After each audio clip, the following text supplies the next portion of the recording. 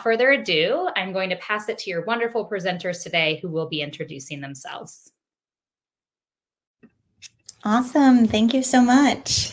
Well, like Melissa was saying, we welcome you to our session on creating an environment for well-being. I'm Jill Gunther. I am a social emotional behavioral learning specialist with Nebraska MTSS, and I will let Sarah introduce herself.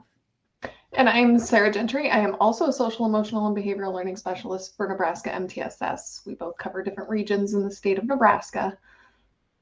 Awesome. And we also have the rest of our team up there on the screen as well. As you can see, we, like Sarah mentioned as well, we cover across the state. So our contact information and the region that we serve is identified there on the screen as well. All right. So in our session today, if you read our session description, we mentioned if you want to see it, be it. And so we really think that it's just a really important reminder, especially in education, really thinking about that adult wellness specifically. And so we really want all educators to take some time today during our session to really explore just really what works for them. Hopefully you'll walk away with some different mental maintenance strategies so that you can help create that environment of well-being for yourself. So our objectives for our session today is really to define adult social, emotional, and behavioral learning, and then take some time to explore the benefits. We'll be exploring some strategies and some resources for educator self-care. And then finally, identifying some different ways that administrators or teacher leaders can really help to support and create that culture of wellness. Especially with that last objective, we really want hopefully you guys to take some time to really think about how we build that system, so that multi-tiered system of support, but especially for our educators as well, that really helps to support and then empower them as well. To get us started, though, we want to start with a little welcoming inclusion activity. This is something that we like to start all of our sessions, any of our meetings with. It comes from Castle's 3 signature practices. We refer to them as one of the inclusive practices that can really help to build that welcoming, that safe, that supportive environment for both students and staff. It's a great way to build relationships, maybe get to know things about others that we wouldn't otherwise. So our welcoming inclusion activity, just question we wanted to throw out to get our session started, is thinking about just kind of what you do to get rid of those winter blues, right? So what wellness activity do you enjoy to help prevent the winter blues? And we would just ask that you throw some ideas in the chat. A great way to maybe get some ideas for ourselves and learn from others. So we'll give you guys just a minute or so to think about what it is that you do as maybe a wellness practice to help kick those winter blues. Bundling up and walking, yeah. Yoga, meditation, great. Crafting, breathing, energy work, yes, love it. Great ideas. Christmas Hallmark movies. Absolutely. That would be one of my top ones. Cuddling up on the couch. Yes. A nice fuzzy warm blanket, maybe a good book or a favorite TV show. Absolutely. Go to the beach. Yes. Lucky. We've got lots of beach people in here, Jill. In Nebraska, we're like, what do you do? And to be right, and it means like there's no sunshine for weeks. So oh, no winter blues. Lucky, lucky. Yes. Oh goodness. Absolutely. Okay. Well, thank you for sharing some of those. Love them. You guys can certainly keep those ideas coming too, because even if it isn't for the winter blues, even just getting some ideas for just kind of continuing to build your own wellness toolbox is always great to hear from others as well. All right, so moving into our first objective here, we are just going to take some time to just kind of define what is social emotional behavioral learning, specifically adult SEBL, and then taking a look at just some of the benefits of it as well. So a nice quote here to get us started. Self-compassion is simply giving the same kindness to ourselves that we would give to others. So just a nice reminder there. And when we think about what is social emotional behavioral learning, we have included our Nebraska MTSS definition. So it's really that systematic process of fostering social and emotional skills for both students as well as adults. I know our focus really is on adult wellness today, but we're also going to give a lot of strategies that can be used for both students as well as staff. Because what better way to really practice our own wellness is to be able to model it for our students and give them ideas as well. But really back to our definition here. So creating, fostering those social and emotional skills among students and adults so that we can really work to create those safe, those supportive environments, because we want to have and create those positive both behavioral outcomes as well as those positive mental health outcomes. And as you can see on the screen here as well, we have taken those social emotional behavioral learning competencies. So those 5 competencies, self-awareness, self-management, responsible decision-making, relationships, and then social awareness. And what we've done here, our team has just kind of worked to expand on each of those competencies. So really kind of identifying some of the skills that fall within each of those 5 competencies, just to kind of give us a better idea of what are some of the skills when we're talking about SEBL, what does that mean? And it's especially been helpful for educators that we've shared the web with to just kind of get a better idea when I'm working to target self-awareness or when I'm working to target some of those skills for self-management. Like, what does that mean? So we've worked to expand that, and we've actually went further to really expand some of those bubbles that you see there to really kind of build on those constructs there to give us a better idea of that SEBL. Now, when we think specifically just kind of building off of that, thinking about that definition of adult SEBL. So here we have that process of building the capacity of adults specifically to really work to create those safe working environments in order to really facilitate, to nurture those interpersonal relationships, and be able to cultivate our own personal, social, emotional, and behavioral competency. And to give us a better idea with that, again, just kind of a nice little chart here, breaking down those competencies, but specifically as we're thinking about well-being within. So in that first one there, so in the first orange column, you see self-awareness. And when we think about self-awareness, as we're thinking about well-being, this just kind of, again, gives us a better idea of that. So working to really identify what our stressors or what our triggers are that falls within that self-awareness. Being able to identify and really name or label the different emotions that we're feeling, being able to advocate for what our needs are, and then being able to identify our strengths as well as our challenges, but then also just areas for growth. The second one there, so self-management, when we think about self-management, it really is building on that self-awareness. So having that self-awareness, but then what are we doing to be able to manage those thoughts, behaviors, those emotions?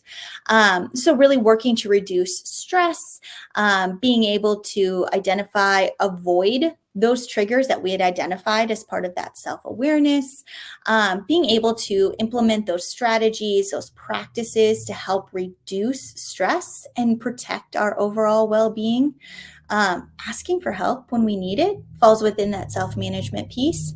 And then expressing our feelings to others when we're feeling like it's safe to do so. That middle column, so that yellow one, so thinking about well-being within responsible decision-making. So that's really going to be setting some of those boundaries to protect ourselves, both personal boundaries as well as professional boundaries. Really thinking about some realistic goals, expectations that we have for ourselves, giving ourselves grace, which is kind of a tough one, one that we can have difficulty with, giving our own selves grace, knowing our limits, making decisions that respect those limits as well. The next one is those relationship skills. So that first green one that you see there. So making those efforts to learn about and honor the boundaries that others have set as well. seeking out, being able to listen to the needs of others, and then really working to foster and maintain those interpersonal connections to really help our own well-being. Social awareness, not comparing what we've set for our own boundaries or our own limits to that of others, being mindful how our actions might not only impact ourselves, but impact those around us, and then seeking to learn and connect with others that are different from us. So all just kind of falling within that social awareness piece. So again, this just gives us a nice idea of when we're breaking down those skills that fall within the competencies, how that relates to that well-being.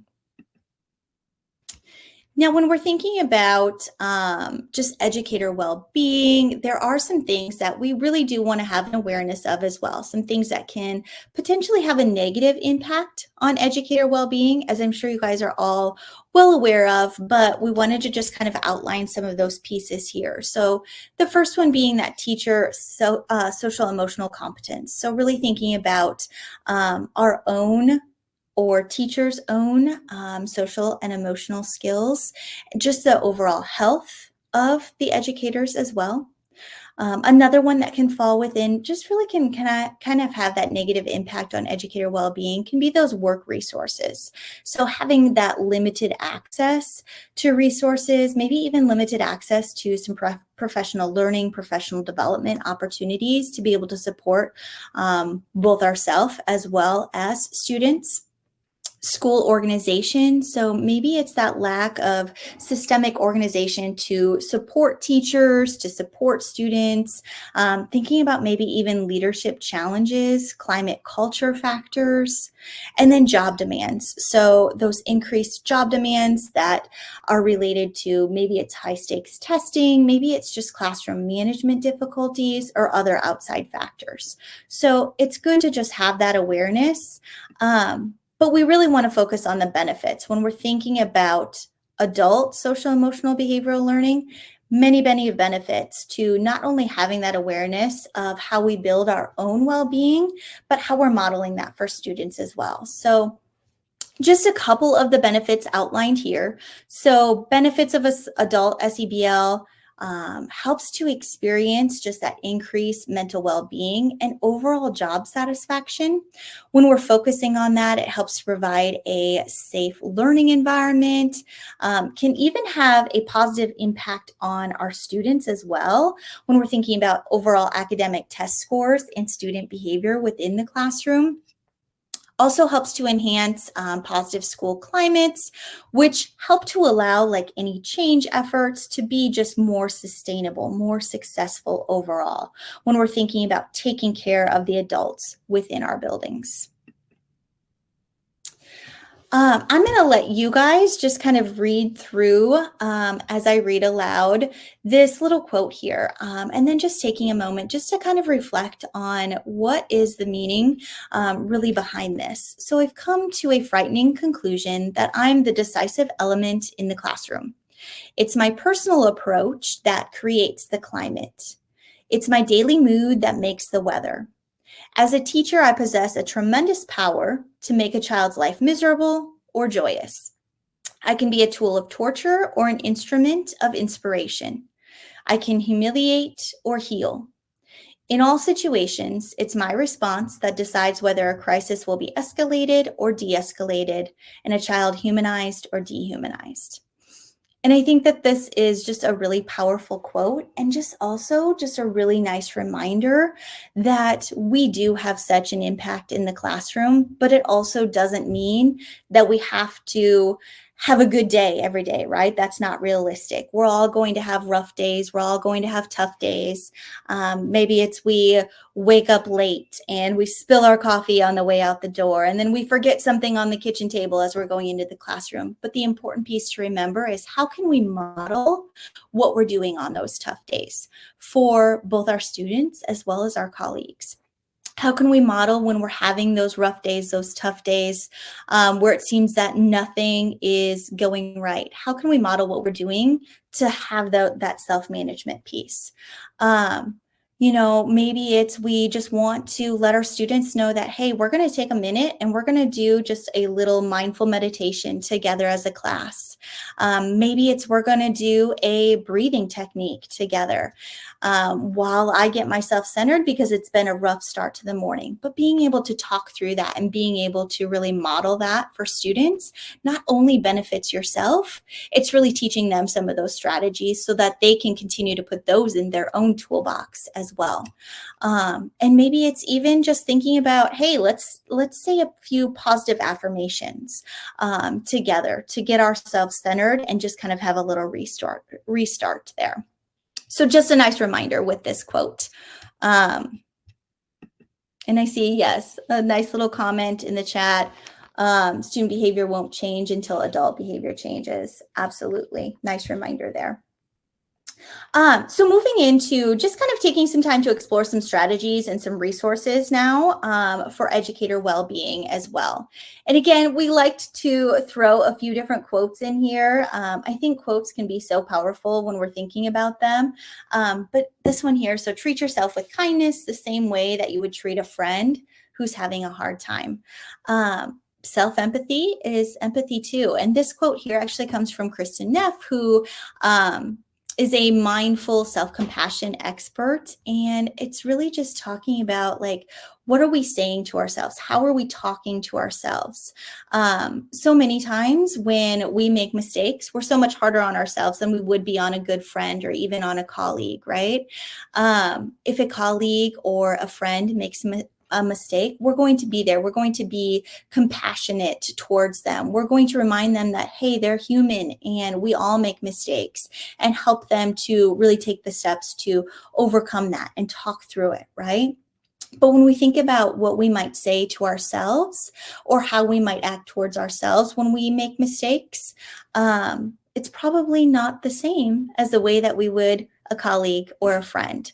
And so just having that reminder or really thinking about taking some time to reflect on that self-empathy and that self-compassion and really thinking about how we're talking to ourselves as well. Thinking about creating that culture of wellness, it's important to get information from our staff as well as our students, but their perceptions around wellness, because we don't want to put things together within a building, right, if it's not really what the educators are needing. And so we wanted to provide just a few examples of some different ways to survey staff, to be able to survey students on what it is that they might need to feel more supported. So we've linked in one of the self-care quizzes, has some different questions there, really centering around practicing good self-care. And after you go through just like the quiz or the self-assessment, then it identifies a score, and then it really explains like what that score, what that category of scores means. And so it's just a nice little self-assessment to really kind of maybe gain some feedback there as well. We've also linked in a couple different organizational health inventories, which can provide great information as well to really take a look at the overall institution, the administration, the staff, just really taking stock of that and being able to take that feedback and then identifying goals to make that progress moving forward. So we've linked in a couple of those as well as we're thinking about really working to create that culture of wellness. So Jill, can I hop in 1 second? Yeah, absolutely. So one thing I just want to add and really highlight on this when we're talking about surveying staff and collecting this data and identifying kind of what your staff needs are, make sure prior to like creating and sending out, if you're going to do this with all of your staff and send out a survey, make sure that you have a plan in place on what you're going to do when you get that feedback. Because there's nothing more frustrating to a school staff member when they're taking their time out to give you feedback, and then that just kind of disappears into the world of data and they don't have any idea what they just did and why that happened. So make sure, I know that's one thing that we hear a lot is, well, I've already answered these questions and nothing's ever happened, so why should I do this again? Teachers are already stressed and burnout, so make sure that you have something in place, like a team in place, some kind of structure in place, a plan to say, we're going to go through this data and we're going to develop an action plan that's meaningful to help repair whatever's happening here that's creating this culture where our teachers are burnt out or stressed or whatever the case may be. Absolutely. Such a great reminder, Sarah. Another resource here, so when thinking about just transforming school environments, when we're thinking about that, creating that safety, creating that sense of belonging, we've linked in another resource here, but we wanted to specifically really call out this table because it just does a nice job just kind of outlining transforming a school environment in which on the one side towards a school environment in which on the other side there. So for example, that first one, really thinking about individual teacher discipline practices, varying from class to class and communicating different expectations for relationships, how we might move or transform that into having those shared norms and values, really helping to create that consistency and those positive experiences for students. So like I said, we wanted to call out this table specifically, but it is a great resource that really just kind of outlines how we can work to create those environments that are really filled with safety and with belonging.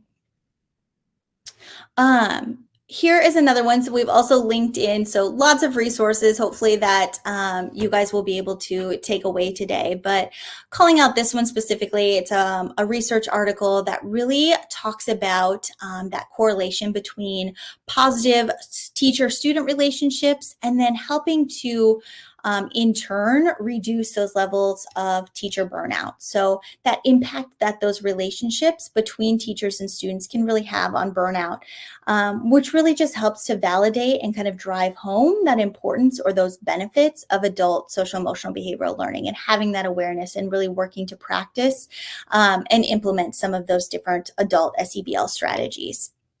We also know from this that it really talked a lot about how adults who model those social emotional behavioral learning skills, it helps to create those environments that really foster those positive relationships, and then in turn helps to are less likely to experience that compassion fatigue, that workplace burnout. So again, just a nice article to be able just to kind of read through or even share with colleagues with administration there as well. With that, we wanted to go into, this is a research brief here as well, and they outline 3 different recommendations. So we're just going to kind of go through each of those recommendations, provide some resources with some of the information identified within each of the recommendations as well. So really thinking about how we're educating the whole child, thinking about that overall wellness and creating that wellness within our building as well. So that first recommendation here, focusing on a system on developmental supports for young people. So thinking about those accountability and improvement systems, taking a look at standards, taking a look at discipline policies, licensing and accreditation, and then funding. In the brief, just overall, it really just kind of demonstrates that student learning, that development really depends on those relationships. It talks a lot about creating that positive school climate, that positive school culture. It talks about how the environment can really build that sense of safety, that sense of belonging, really making those connections with families, with caregivers, working to teach and increase and model those social emotional behavioral learning skills within that multi-tiered system of support. And so just to kind of go through each of the recommendations here. So that first recommendation also really kind of drives home just like the importance of taking a look at policy. Is teacher staff wellness included in the school or maybe even the district strategic plan? Taking a look at mentors maybe for new teachers, identifying a crisis support plan as part of those policies and procedures. Taking a look at is administration, even just the wellness for administrators, is that outlined in policies and procedures as well? And then maybe looking at that practice piece as well. So what practices might need to be embedded in order to improve just overall social emotional behavioral health of staff and students. So again, we have a link in there for an educator wellness toolkit, which just kind of takes some of the policy, the practice, the norms, the infrastructure, just kind of building those. And so such an important piece when we're thinking about not only the wellness for our educators, but even how are we building that in for our administrators as well. Restorative practices are also outlined, defined within that first recommendation, as thinking about discipline policies within there. And really here, just kind of an outline of restorative practices. We also have just a continuum that really shows those restorative practices, but really helping to enable educators, school leaders to understand how they might just unintentionally trigger or even escalate problem behavior, providing some of those practices, providing some of those strategies to help students as well as staff be able to resolve conflict, be able to create those healthy, those positive interactions.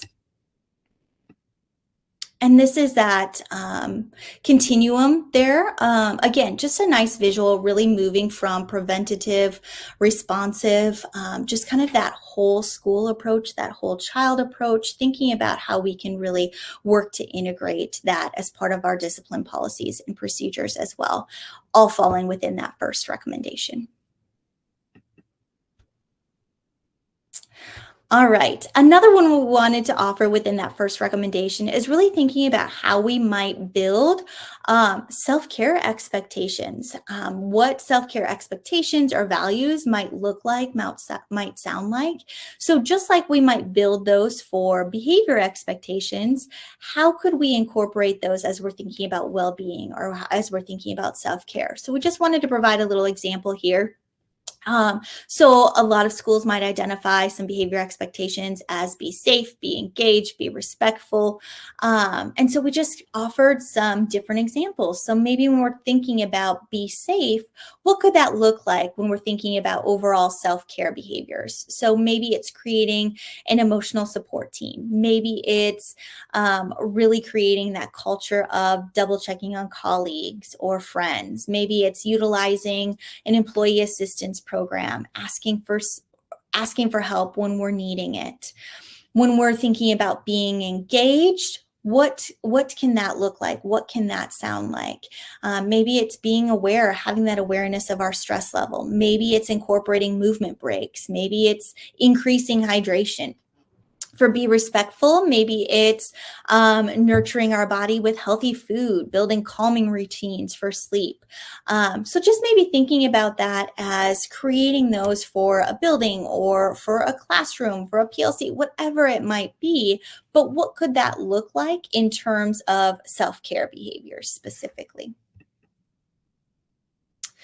Recommendation 2, so the next one, designing schools to provide settings for healthy development, really just kind of outlines strong personalized relationships, safe culturally responsive classroom communities.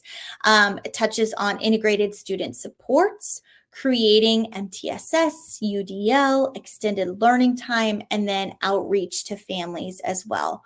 All fall within that recommendation too. So again, we wanted to give you just a few different resources that fall within that second recommendation. The first resource being some questions to just help to increase that connectedness at school. So this one specifically, it's 36 questions to increase connectedness at school. We also have a student interest survey. There's also, if you click on the student interest survey link, there's also a portion for staff surveys as well. Again, thinking about those reminders that Sarah just offered when we're doing those surveys, but just a nice way to just kind of build those relationships, increase that connectedness, provide that feedback, get that stakeholder input as well. A few other resources just related to that recommendation number 2. So we have a few links, so some that's me questions, some icebreaker questions, thinking about how we might incorporate like some of those welcoming inclusion activities, thinking about how we might incorporate things within meetings, maybe during PLCs, within the staff room to really help to create that safe, supported, welcoming classroom environment. And so again, a few links as we're working to build those relationships, as we're working to create that connectedness, students to students, staff to students, staff to staff, all great resources here to kind of help to build that. Another idea here, so learning buddies, and this specifically is just kind of described for students, but what a great way to incorporate it for staff as well. So some schools incorporate this learning buddy idea to just be able to provide those academic, those social emotional supports for students. So having a buddy to have those check-ins, maybe helping with organization within the classroom, pairing them based on interests, academic skills, personal choices. In that same flip side, being able to pair up some adult mentor, mentee, or staff buddies as well. But the idea is really to have somebody to be able to come and check on throughout the day, different points throughout the week. Maybe for students, it's checking in on progress on a big assignment. Maybe it's helping with some organization strategies. Maybe it's helping pick out a favorite book when they have library time, whatever that might be. But really helping to build that connectedness, build those relationships. For staff, maybe that staff buddy is that tap in, tap out buddy during those difficult times when we're really maybe struggling with that classroom management piece or whatever that might be. So again, just a nice idea there as we're thinking about incorporating learning buddies, whether it be for students or adults. Within that recommendation also talks a little bit about culturally responsive expectations as well. And when we're thinking about fostering really that inclusive environment where all of our students, each and every one of our students are feeling valued, are feeling respected, are feeling empowered, we want to create that culturally responsive, inclusive classroom. We want all students to have access to those core practices. We want each student to feel valued. We want to embrace differences. And so this just kind of gives that nice reminder of that belonging, that inclusion, that diversity, that equity that falls within that recommendation as well. All right, a few more examples here when we're thinking about integrated student supports within that second recommendation. So being able to co-create those classroom norms. So whether that be just building on those school-wide expectations, identifying those values or those norms within each classroom, being able to do that together as a class. And so it's a nice resource here, co-creating classroom norms. Brain breaks, so a great way for an integrated student support, being able to just incorporate some of those brain breaks, again, for students or staff, right? A nice resource there. Virtual calming rooms, we also included that. So when we're thinking about some of those pieces that you guys dropped in the chat as some ways that you kind of differ from those winter blues, this is a nice resource, this virtual calming room, when we're thinking about those integrated student supports, something that can be easily incorporated, whether it be some breathing techniques. There are some live video cams for different animals at different zoos there that could be incorporated, could also be incorporated as part of those brain breaks as well. So lots of resources on this slide as we're thinking about those student supports as well. And then the next one we just expanded on from those brain breaks. This is a great resource, has an abundance of free resources within, but we wanted to specifically call out the brain break one. It has a different video library, students as well as adults, but can be easily incorporated into the classroom or into the building as a whole. So you can sign up for the free curriculum, the free resources through that link as well. And I'm going to let Sarah then go on to talk a little bit about UDL and SEL. Okay. I am so glad. Thank you, Jill, for all of that. Transitioning into this, I just kind of wanted to really highlight I know we're talking so much about adult wellness, and Jill kind of shared about that. With the adult SEBL, a lot of that learning is happening alongside of your students. So when you're taking care of yourselves, like the reason we're talking so much about creating that environment, incorporating this into everyday environments, is because we know that when we're partnering adults and kids and you guys are learning together, how powerful that can be.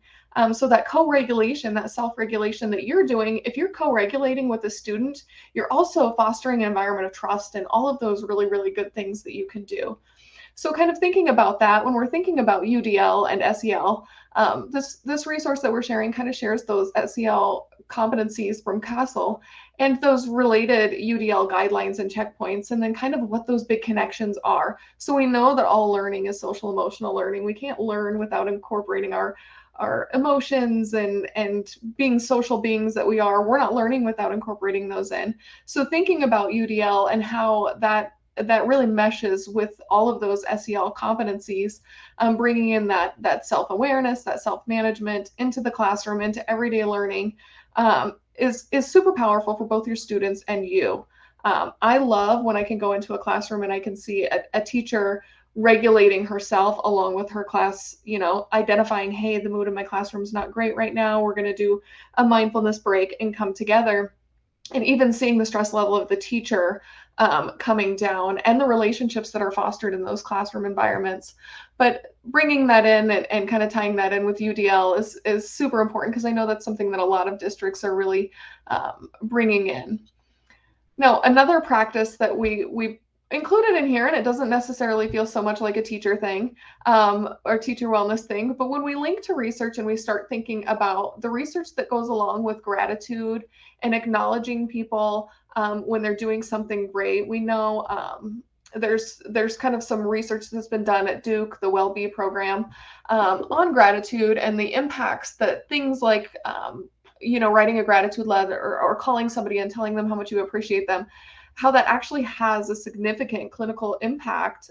They've done these research studies, and they know that can actually provide positive outcomes for up to a month, just one phone call to somebody expressing gratitude. So when you're thinking about the relationships that are happening in your school every day, your students are the relationship that you're with the most. So tying that in and saying, I'm going to call a parent and I'm going to tell them how great their student was, and I'm going to show gratitude to that parent for fostering an environment at home that creates, this dynamic in my classroom.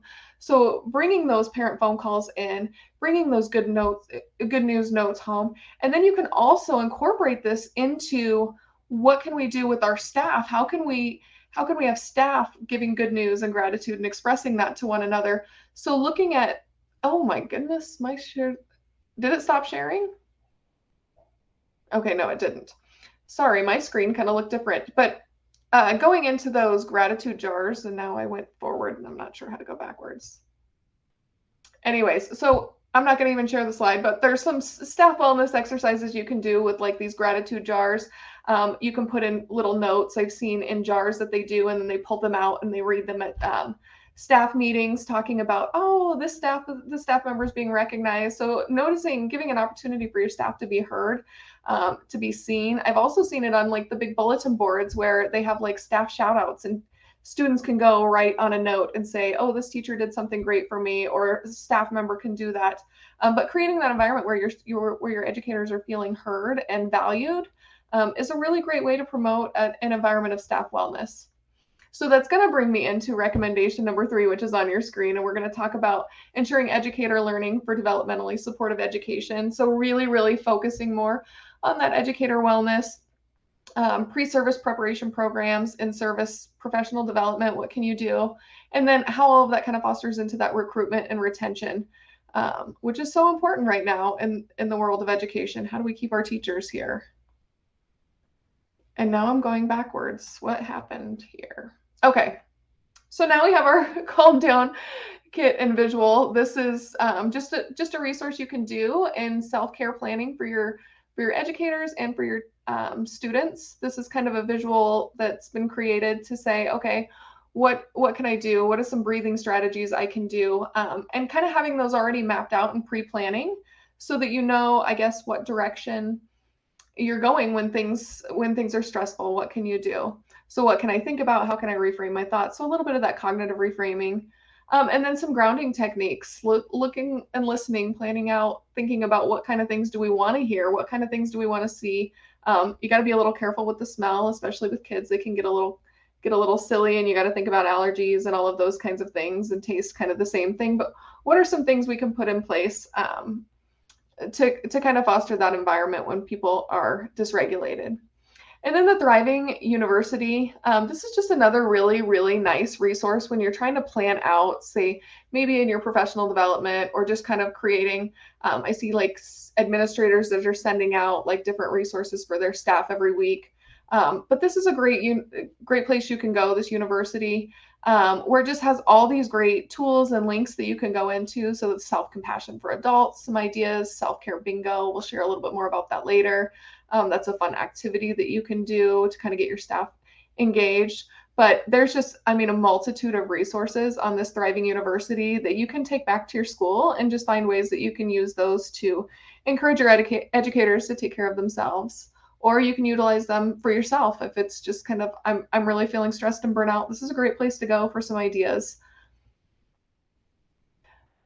We also like to talk a little bit about the habit developing wellness, and I guess some different strategies for that. It's important to consider when you're talking to your educators, or when you're thinking about developing a wellness routine and habits for yourself. This is something that really, really takes time. So we really kind of like this model. There's a whole webinar that's associated with it, which is super cool. But really thinking about those ABCs of developing those habits. And kind of starting at B. So what are your bucket fillers? So an example of that might be like, I really feel good when I work out. Okay, so I want to work out every day. That's the behavior that I want to see more of. So then thinking about your antecedent, what is going to increase that likelihood? What's something that I can put in place that's going to get me motivated in the morning to do a workout? Maybe that's having an accountability partner, identifying that person that's going to get a hold of you in the morning and say, hey, it's time, let's go.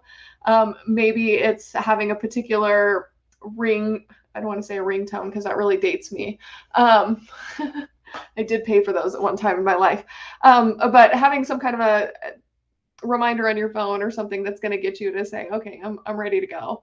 Motivational quote, maybe it's an affirmation, something that you put into place that just kind of reminds you, hey, it's time to do this workout, or to do this, whatever it is, behavior.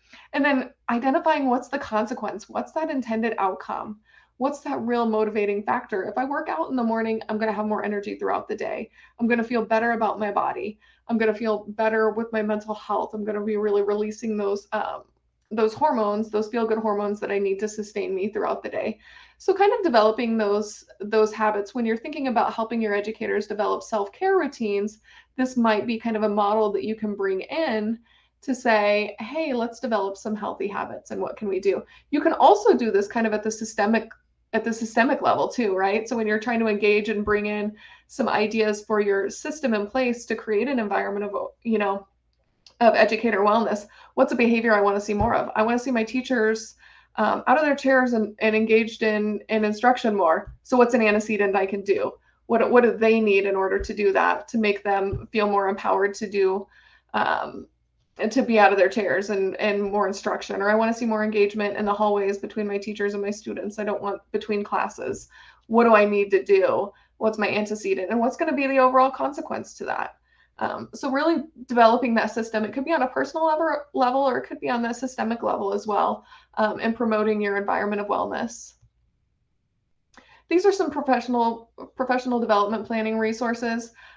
Professional development around adult behaviors, SEL, wellness are really becoming, there's just tons of resources anymore, but these are just some of the ones that we really like, that we thought were great, that we wanted to share with you guys. Sometimes you just don't get the opportunity to leave and find these resources, so we wanted to put them on a slide. Those 7 habits of transformative PD, those free tools, super awesome resource if you're an administrator and you're trying to plan out your PD for next school year, or even the next second half of school. Those are some really great resources. Hanover's got some good stuff. Then you've got the mental health literacy curriculum, so really breaking down one thing that's kind of a tier 1 level support that you can do to kind of help your your school or your district really kind of debunk some of those myths along with mental health and mental wellness is really bringing in and incorporating a curriculum that's going to promote mental health literacy so people actually understand what it is. It's extremely difficult for a teacher who's feeling stressed or burnout or having some of those depression type symptoms. They kind of sometimes default into there's something wrong with me because they just don't have the education in the background. So really bringing and incorporating mental health literacy into your environment is one great strategy to help with your educator burnout and compassion fatigue and all of those things. And of course, being more trauma informed, that's going to create more of an environment that's going to foster those healthy relationships, help teachers with self-reflection and understanding kind of where they're coming from and how that's impacting their classroom and their overall well-being. I'll let you guys kind of go through and click on those more. If you have questions, please put them in the chat. I'm not going to go through each one of them, but lots of good resources there. So thinking about all of that, and I've talked a lot, Jill and I have both kind of shared a lot about this is something that you can do to kind of reduce burnout, reduce stress. So those 6 causes of burnout, and this is important for people to understand these six causes, because you can't combat something unless you really know what's creating it. So the 6 causes, based on research that was done by Harvard Business Review, were identified as the workload, the perceived lack of control, the lack of reward or recognition, poor relationships, and we've talked so much about relationships in here, the lack of fairness, and mismatched values. So identifying these, and then when you're kind of evaluating your own system and your structure, what kind of things are in place that might be creating a workload that's unbearable for our teachers? What do we need to do? Is it we need to incorporate and modify our schedule to create more time for them to plan what is happening on their workload? I'm from remote rural Nebraska, where in our districts, teachers are the coaches, are the mentors, are like they have so many different hats. And I think it's the same way in larger schools, but I'm just talking about where I'm really familiar with, where you have this group of teachers. Sometimes in our schools, it's 2 or 3 teachers that take on all the additional roles. So they're on every team that's possible and that kind of a thing. So really looking at what's happening and why do we only have, maybe it's just a pocket of teachers that are doing all of the things. What can we do? That perceived lack of control. Are we creating an environment? Do we have policies in place that really give our teachers voice, value? What do we need to do to make sure that they can hear and they're contributing to the decisions that are being made? Lack of reward or recognition. So those staff shout out things. What can we do to make sure that we're actually seeing and making our feedback meaningful? Not just, oh, you guys did great, test scores are up. Like maybe really identifying what is it that they did great. I saw that you stayed late every day in the month of January, and I can really see the results in your classroom. You're doing a tremendous job acknowledging and seeing that they're there. Poor relationships. Again, we've talked so much about that. Just establishing and developing relationships. If you're really, really struggling with a culture in your buildings, in your districts, where burnout, compassion fatigue, even if it's your own personal, really looking at what can I do to foster more positive relationships? How can I establish better practices for that? Lack of fairness, again, what teachers are taking on and what's not, making sure that everybody's kind of got that equal leverage and there's a balance within your system. And then mismatched values, identifying what's everybody's why are we here, really going back to that core of what are our values, and if our values don't necessarily align, what can we do to have meaningful discussions so that we can come together and identify some core values that really, really do matter and keep us all together. So ways administrators can support those cultures of well-being. I kind of shared a little bit. We talked earlier, there was a slide about the bingo. This is just a fun way of like maybe mid-year when you're kind of in that slump.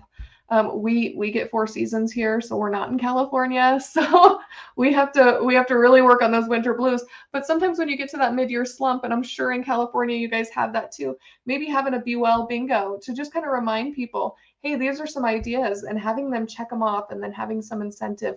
What's something fun that we can do?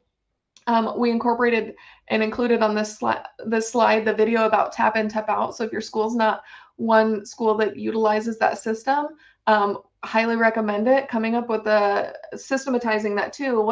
How do we make that happen so that it's meaningful, so that our teachers know they can depend on, hey, I need to tap out. I've got this person to contact.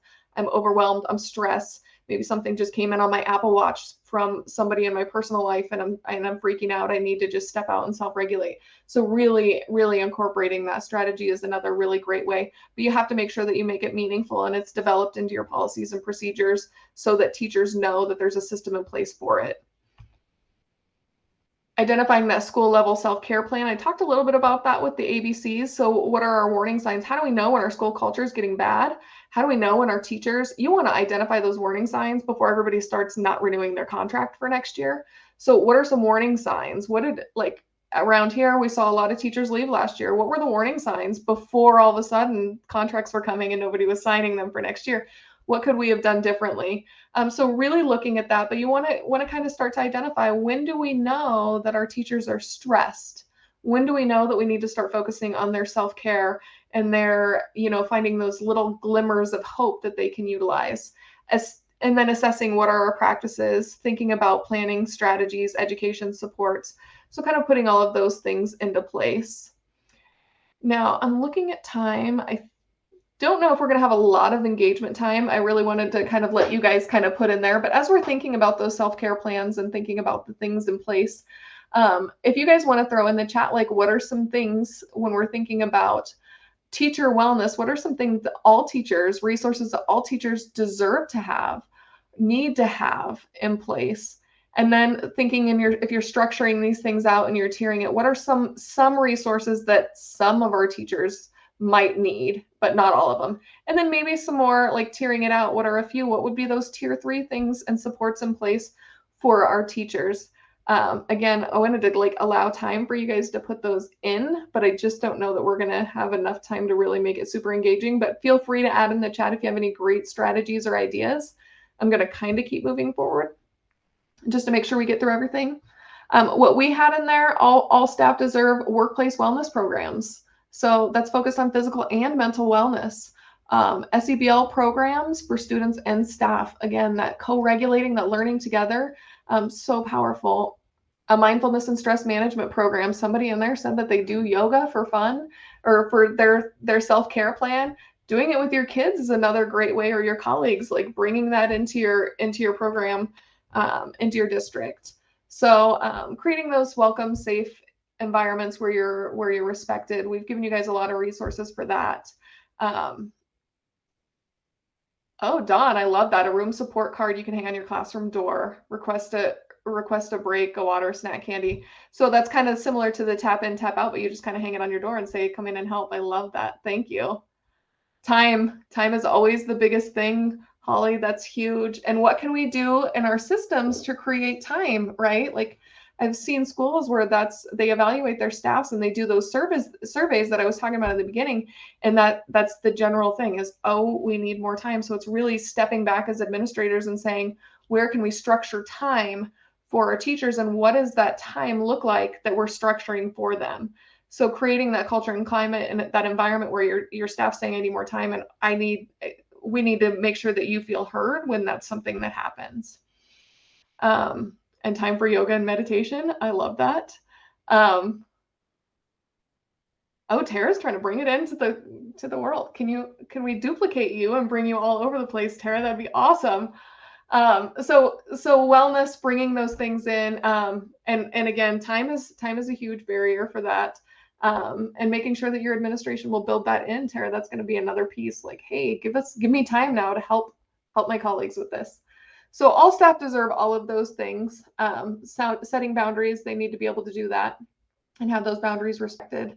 Some of them might need some mentoring, some opt-in, additional small groups, crisis prevention, debriefing, especially if there's a critical incident. That might be something that some need. A few might need employee assistance programs, making sure that that's in place. Crisis information, one-on-one support and feedback from leadership.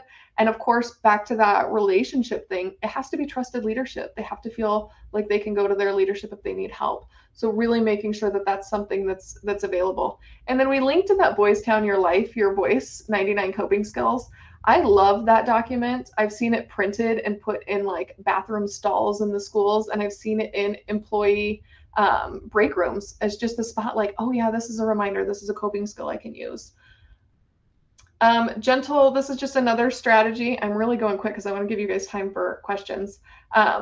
This little to-do list, putting this in place and giving your staff an opportunity to develop out their self-care plan before they're burnt out and stressed. So maybe this is a beginning of the year thing where they write down the like little small bite-sized things that they can do once they start feeling those signs that I'm starting to feel stressed, I'm starting to feel dysregulated, I'm stressed out. Here's my plan I can go to, and having an accountability partner assigned to say, so we talked about the staff buddies, like having that staff buddy assigned, this is my person that's going to say, hey, I noticed that you're really stressed out. Let's look at your self-care plan. So those links in there kind of help with those strategies for self-care, so you can bring them to your staff so maybe they can build out that self-care plan. Coping strategies, healthy and unhealthy. I'm not going to dive too much into this. You guys have these slides so you can look through them. But healthy strategies require intentional planning and practice. So building out that self-care routine early on, super important. It's just like teaching mindfulness. You've got to practice it before it gets bad. So you really want to practice those self-care routines. This is a document that our team created for a summit that we did earlier in the year. This is a kind of like a format for a self-care planning out document. You guys can scan the code or click the link and it'll force a copy, and it's something you can bring to your staff. It also has embedded links into different ways that they can come up with some ideas and some strategies, those bite-sized little pieces of things that they can bring in. And then these are some welcoming and inclusion and optimistic closure ideas that can be used with students or staff. We do this, like we said, before every single one of our presentations. We do a welcoming and inclusion thing, but these are all centered around wellness. What can you do? Just resources that you can bring for PD days, for anything like that your staff's doing, staff meetings. You can kind of start and end with wellness. So just some resources you can use there, some books. I'm not going to review the objectives. We covered them all really quickly, and I want to make sure we have time for questions or anything like that. So I really sorry for the time thing. We had our optimistic closure.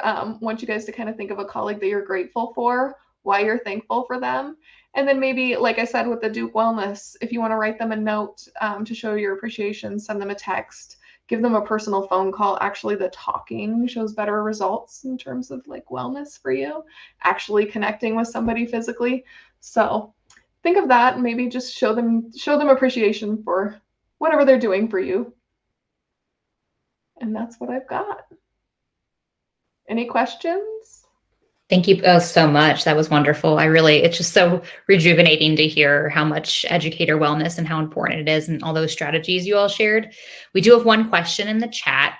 It's from Gwen. She said, my school is overseas. We have teachers and admin who are also working through culture shock, especially in their first year here. While we talk about this orientation, I don't think we circle back or address it much throughout the year when they need it. So the question is, how might we support teachers in that culture shock and in that well-being throughout the year? So I guess, and I'm thinking of what we're seeing here too, a lot of the new teachers that are experiencing culture shock, Jill, and you feel free to jump in if I'm like missing the mark here. But a lot of them they're not certified. They're not endorsed in the content area. The shortage was so real in Nebraska that we're kind of scrambling just to get human bodies into the classroom. And I don't know if that's real throughout the whole country or if that's just a Nebraska thing. But I think really you brought it up in the beginning and you talked about it, but I think really acknowledging like this is challenging. This is a new environment for you. Validating how they're feeling is going to be a really big piece, and just giving them the space to feel heard and valued and appreciate to feel like they've been seen and appreciated, and just maybe incorporating some of those little pieces in some of those strategies that we shared out, like, hey, this is a way to build a relationship with these new people, so that they feel like they have support around them. Establishing those relationships, I think, would be the biggest piece. Jill, you have anything to add to that? No, that was my first thought as well. Just thinking about and maybe utilizing some of those resources just around that relationship building piece, especially. Yeah, I can't imagine being a first-year teacher right now. I think it would just be